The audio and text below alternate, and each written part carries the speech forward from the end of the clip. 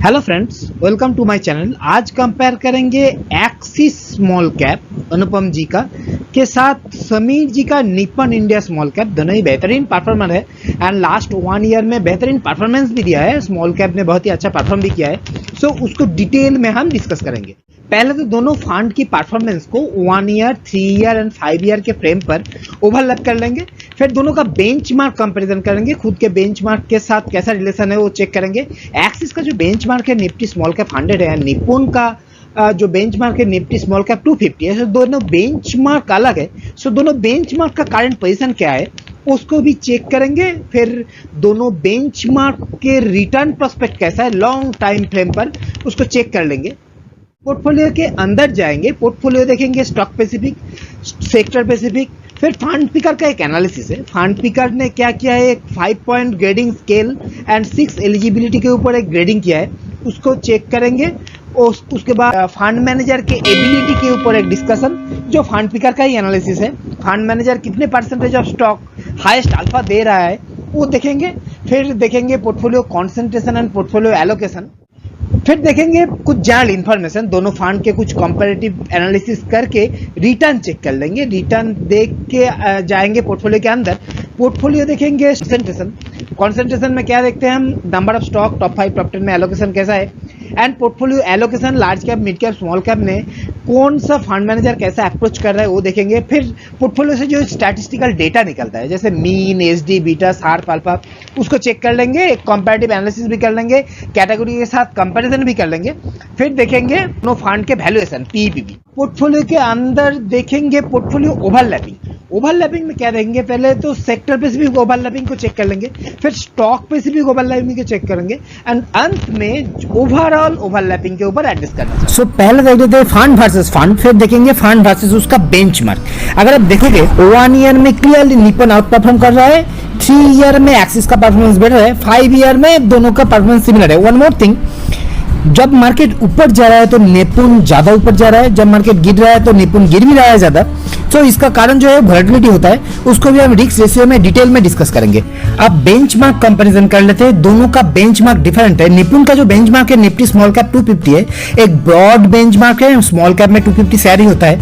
So total 250 share को अपना benchmark मानता है एंड लास्ट 1 ईयर में, 5 ईयर में एंड सिंस इंसेप्शन अगर आप देखोगे ये अपना बेंचमार्क को बीट कर रहा है। एक्सिस स्मॉल कैप को देख लेते हैं, इसका बेंचमार्क नैरो बेंचमार्क है। ब्रॉड एंड नैरो बेंचमार्क समझने के लिए मेरा एक वीडियो है, कमेंट बॉक्स में मैं लिंक दे दूंगा, आप चाहो तो देख सकते हो। एक्सिस का जो बेंचमार्क है निफ्टी स्मॉल कैप 100 स्टॉक का बेंचमार्क है, लेकिन लास्ट 1 ईयर में इसका प्रॉब्लम है, ये अपने बेंचमार्क को बीट नहीं कर पा रहा है। लेकिन 5 ईयर एंड सिंस इंसेप्शन अगर आप देखोगे तो क्लियरली अपना बेंचमार्क को बीट कर रहा है। सो आसान भाषा में अगर आप समझना चाहोगे तो निफ्टी 500 में से टॉप 100 कंपनी लार्ज कैप होता है जो निफ्टी 100, फिर Nifty mid cap 150, next 150 company and next 250 company, 250 company small cap होता है। सो स्मॉल कैप सेगमेंट अगर आप देखोगे तो 3 बेंचमार्क मेनली होता है, Nifty small cap 50, first 50 small cap company, then दूसरा बेंचमार्क होता है थोड़ा broad, Nifty small cap 100। So first 50 and next 50 company, total 250 company को लेकर होता है निफ्टी स्मॉल कैप टियर है, निफ्टी स्मॉल कैप 250। सो निपुण का जो बेंचमार्क है वो ब्रॉड है, 250 कंपनी का बेंचमार्क है। अगर आप करंट स्टैटिस्टिकल डेटा देखोगे, जो ब्रॉड बेंचमार्क है निफ्टी स्मॉल कैप 250, उसका रिटर्न थोड़ा ज्यादा है, सिमिलर रिटर्न भी आप कह सकते हो। लेकिन जो ST standard deviation and beta है, जो वोलेटिलिटी इंडिकेटर है, वो निफ्टी स्मॉल कैप 100 के ज्यादा है। सो जो ब्रॉड बेंचमार्क है उधर वोलेटिलिटी लो है। जनरली ऐसा होता नहीं है, जो ब्रॉड बेंचमार्क होता है उधर रिटर्न भी ज्यादा होता है, वोलेटिलिटी भी ज्यादा होता है। सो रिटर्न चेक कर लेते हैं। रिटर्न में अगर आप देखोगे लास्ट 1 ईयर में जो ब्रॉड बेंचमार्क है निफ्टी स्मॉल कैप 250 का रिटर्न सबसे ज्यादा है, उसके बाद निफ्टी small cap 100, then Nifty small cap 50। So वही सेम सिग्नल आप 5 ईयर में भी पाओगे एंड सिंस इंसेप्शन भी जो ब्रॉड बेंचमार्क है उसका रिटर्न ज्यादा है, लेकिन विथ लो वोलेटिलिटी। ये इंपॉर्टेंट बात है क्योंकि जो ब्रॉड बेंचमार्क होता है उधर वोलेटिलिटी भी अच्छा होता है, रिटर्न भी अच्छा होता है, लेकिन इधर लो वोलेटिलिटी के साथ निपुण का जो बेंचमार्क है वो बेटर परफॉर्म कर रहा है। आप कुछ जनरल इन्फॉर्मेशन लेना चाहेंगे, फिर पोर्टफोलियो के अंदर जाएंगे। जनरल इन्फॉर्मेशन में पहले आप एयूएम देख लो, AUM asset under management fund कितना बड़ा है, निपन बहुत ही बड़ा फंड है। सो इन्वेस्टर का मानना है small cap mid cap fund छोटा होना बेटर है एंड कुछ एनालिस्ट का मानना है 5000 करोड़ से ज्यादा साइज होगा तो नेगेटिवली इंपैक्ट पड़ेगा। लेकिन फिर भी जो क्रिसिल का रैंक है, निपन को 4 स्टार मिला है, एक्सिस को भी 4 स्टार। बेंचमार्क के ऊपर पहले भी डिस्कशन हो चुका है। निपन का ब्रॉड बेंचमार्क है, एक्सपेंस रेशियो भी ज्यादा है, साइज भी ज्यादा है, एक्सपेंस रेशियो भी ज्यादा है, टर्नओवर भी ज्यादा है। सो तो रिटर्न चेक कर लेते हैं। रिटर्न चेक करके पोर्टफोलियो के अंदर जाएंगे, स्टेटिस्टिकल डेटा को देखेंगे। 1 ईयर, 3 ईयर, 5 ईयर में अगर आप देखोगे कैटेगरी 88% रिटर्न दे रहा है। एक्सिस का रिटर्न कैटेगरी के एवरेज से भी कम है, निपुण कैटेगरी को बीट कर रहा है। अब 3 ईयर, 5 ईयर में देख लो, कैटेगरी एवरेज 3 ईयर में 26 है। सो दोनों ही फंड 3 ईयर में बेटर परफॉर्म कर रहा है एंड 5 ईयर में भी दोनों ही फंड बेटर परफॉर्म कर रहा है। लेकिन लास्ट 1 ईयर में एक्सिस का परफॉर्मेंस खराब है। क्यों खराब है वो जानना जरूरी है, जानेंगे पोर्टफोलियो के अंदर जाकर। तो जगह पहले देख लेते हैं portfolio concentration. Number of stock के हिसाब से अगर आप देखोगे कैटेगरी एवरेज 65 है। एक्सिस का concentrated portfolio with less number of stock. Nippon एक डाइवर्सिफाइड अप्रोच के साथ चल रहा है। टॉप 5 टॉप 10 में वही सिग्नल पाओगे, कैटेगरी से एक्सिस ज्यादा कॉन्सेंट्रेटेड एंड निपन एक डाइवर्सिफाइड एक डिफेंसिव काइंड ऑफ स्ट्रेटेजी लेके चल रहा है। लेकिन निपन का साइज भी बड़ा है, इसको ये मेंटेन करना भी है। वो और भी डिटेल में जब जाएंगे और भी क्लियर हो जाएगा। so, क्विकली पोर्टफोलियो एलोकेशन को चेक करके रिस्क रेशियो के ऊपर फोकस करना चाहेंगे। अगर आप देखोगे कैटेगरी एवरेज में लार्ज कैप ज्यादा लिया है निपुण ने, 0.5% ज्यादा। एक्सिस का लार्ज कैप कम है। सो अगेन निपुण का जो डिफेंसिव स्टांस है वो क्लियर है। मिड एंड स्मॉल को एक साथ अगर आप देखोगे, एक्सिस का एक एग्रेसिव अप्रोच, कम large cap, mid and small ज्यादा, एंड निपन का एक defensive approach with higher percentage of large cap, वो क्लियर हो जाता है। आप देखते हैं risk ratio SD beta mean को। पहले मीन को देखते हैं। मीन का मतलब है एवरेज रिटर्न। कैटेगरी एवरेज से दोनों ही बेटर एवरेज रिटर्न दे रहा है। मीन दोनों का बेटर है। आप एसडी बीटा को देख लेते हैं। एसडी बीटा इंडिकेट करता है वोलेटिलिटी को। अगर आपके पास सेम रिटर्न आ रहा है तो आप लोअर एसडी बीटा चूज करना चाहोगे, तो लोअर इज बेटर होता है। इधर कैटेगरी एवरेज के कंपैरिजन में एक्सिस का एसडी लो है, बीटा भी लो है। अब निपन को देख लो, निपन एसडी हाई है, बीटा भी हाई है। सो निपन एक हायर वोलेटाइल फंड है, जो फंड ओवरलैपिंग में पहले हम डिस्कस किया है। साथ एंड अल्फा को देख लेते हैं। इधर हायर इज बेटर होता है। साथ कहते हैं आपका फंड रिटर्न जनरेट करने के लिए कितना रिस्क ले रहा है, तो हायर इज बेटर, तो दोनों फंड ही बेटर कैटेगरी से, but comparatively x is better. अब अल्फा को देखो। अल्फा कहता है अगर आपका बेंचमार्क 0 रिटर्न देगा तो आपका फंड कितना रिटर्न जनरेट कर पाएगा, तो कैटेगरी 5.2 है। दोनों ही फंड कैटेगरी से बेटर डेटा दिखा रहा है। लेकिन Axis comparatively better, 12% around, 12.5% around alpha दे रहा है। अब एक्सिस को देखो। एक्सिस का एसडी बीटा कम है, फंड कम वोलेटाइल है, इसका लार्ज कैप भी कम है, फिर भी मिड एंड स्मॉल का एलोकेशन ज्यादा है, फिर भी इसका एसडी बीटा कम है, लेस वोलेटाइल है। सो फिर भी ये मीन ज्यादा दे रहा है आपको, सार बेटर दे रहा है, अल्फा भी बेटर डिलीवर कर रहा है। Credit goes to fund manager. Fund management style के ऊपर भी फंड पिकर का एक एनालिसिस है, स्टॉक पिकिंग स्किल्स के ऊपर, उसके ऊपर भी फोकस करेंगे। उसके पहले एक वैल्यूएशन एस्पेक्ट को एक बार चेक कर लेते हैं। वैल्यूएशन में हम पीई को देखते हैं। अगर आप देखोगे एक्सिस का पीई भी हाई है, पीवी भी हाई है, इसका मतलब एक्सिस कॉस्टली फंड है निपुण के कंपैरिजन में। सो एक्सिस का डिफेंसिव स्ट्रेटजी इधर क्लियर है। ऑलरेडी प्रूवन स्टॉक का पीईपी भी हाई है। आपने भी इन्वेस्ट किया है, फंड मैनेजर भी पैसा एलोकेट किया है, रिटेल इन्वेस्टर उधर पैसा डाला है, तो प्राइस बढ़ गया, पीईपी हाई हो गया। एक्सिस एएमसी का हमेशा से एक स्ट्रेटजी रहा है। आप चाहो तो पुराना वीडियो मेरे चैनल पर जो है वो देख सकते हो, आपको एक क्लियर आइडिया आ जाएगा। अब फंड पिकर का जो एनालिसिस है, 3 एनालिसिस है मेनली, उसके ऊपर फोकस करना चाहेंगे। पहले तो एक 5 point grading scale and 6 eligibility के ऊपर निपुण एंड एक्सिस को कंपेयर किया है, तो परफॉर्मेंस में निपुण क्लियरली आगे, रिस्क में एक्सिस आगे, इन्वेस्टमेंट स्टाइल में निपुण थोड़ा सा बेटर, क्वालिटी में अगेन निपुण बेटर, एंड डाइवर्सिफिकेशन में निपुण बहुत ही आगे है, 4 स्टार है निपुण के पास, एक्सिस के पास सिंगल स्टार है। कंसिस्टेंसी में दोनों का सिमिलर रिटर्न, सिमिलर रैंक है। सो इधर क्लियरली निपुण के पास बेटर डेटा है। अब जो फंड मैनेजमेंट का स्टॉक पिकिंग स्किल्स है, उसके ऊपर भी फंड पिकर ने एनालिसिस किया है। इस एनालिसिस को पहले समझो।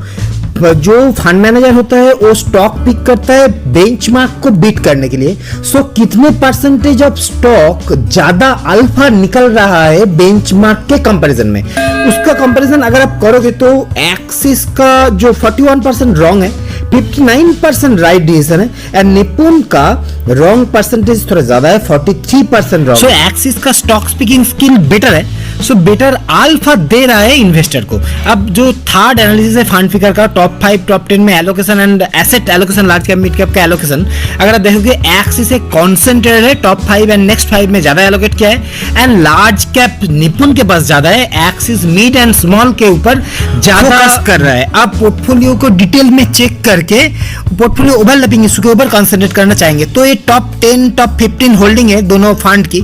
निपुण के पास जो हाई स्टॉक स्पेसिफिक एलोकेशन है 4% अराउंड है, एक्सिस के पास 5% अराउंड है। सो एक्सिस अगेन कॉन्सेंट्रेटेड स्ट्रेटेजी इधर क्लियर है।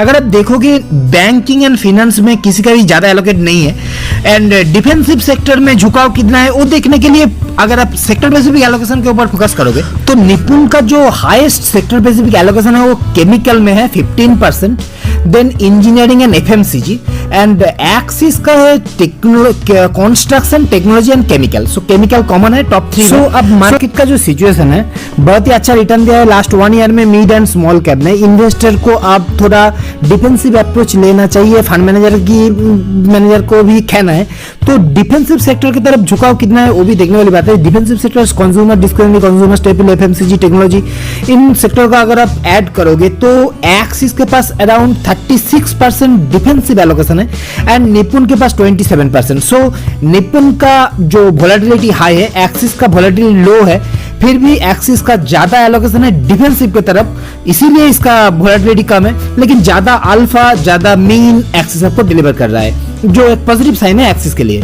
अब पोर्टफोलियो ओवरलैपिंग इशू के ऊपर कंसंट्रेट करना चाहेंगे। दोनों ही स्मॉल कैप में ऑपरेट कर रहा है एंड स्मॉल कैप में टोटल 250 शेयर होता है। सो ओवरलैपिंग नेचुरल है, फिर भी अगर आप सेक्टर स्पेसिफिक ओवरलैपिंग को चेक करोगे तो कंज्यूमर डिस्क्रिशनरी में अराउंड 9% ओवरलैपिंग है, हाईएस्ट ओवरलैपिंग है मटेरियल में अराउंड 18% एंड आईटी में अराउंड 12% सेक्टर स्पेसिफिक ओवरलैपिंग है। अगर आप स्टॉक स्पेसिफिक ओवरलैपिंग को चेक करोगे तो बहुत सारे कॉमन स्टॉक है।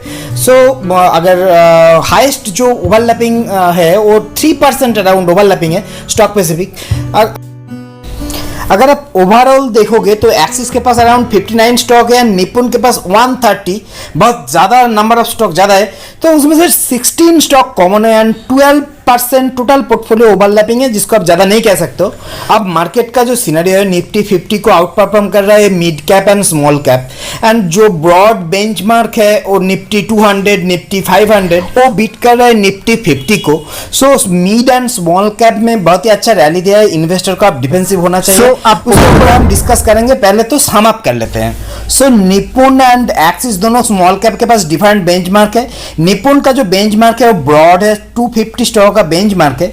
सो लास्ट 1 ईयर में मिड एंड स्मॉल कैप ने बहुत ही अच्छा रिटर्न दिया है। सो लास्ट 1 ईयर में निपुण एक्सिस को भी बीट किया है एंड करेंट जो मार्केट सिनेरियो है दोनों का वैल्यूएशन सेम काइंड ऑफ है एंड विथ लो वोलेटिलिटी जो ब्रॉड बेंचमार्क है वो बेटर परफॉर्म कर रहा है हिस्टोरिकली। अगर आप पोर्टफोलियो के अंदर देखोगे तो एक्सिस का कॉन्सेंट्रेटेड पोर्टफोलियो है, highest stock specific allocation 5% around है, निपुण का 4% एंड दोनों का फाइनेंशियल में कम एलोकेशन है एंड डिफेंसिव की तरफ ज्यादा एलोकेशन है।